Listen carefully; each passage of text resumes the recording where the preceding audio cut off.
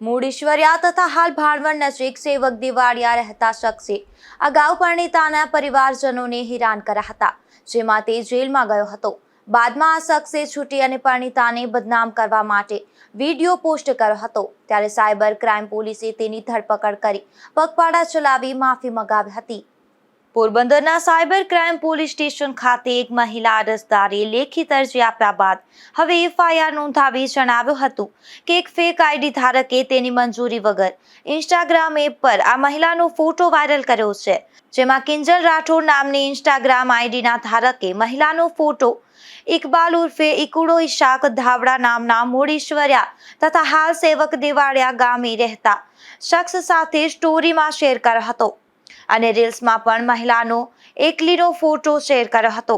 જે મામલે પોલીસે તપાસ કરી ઇકબાલ ઉર્ફે ઇકુડો ઇશાક ધાવડા નામના શખ્સની ધરપકડ કરી હતી અને સાયબર ક્રાઇમ પોલીસ મથકથી કમળાબાગ પોલીસ મથક સુધી જાહેર રોડ પર તેને પગપાળા ચલાવી લોકોની માફી મંગાવી હતી.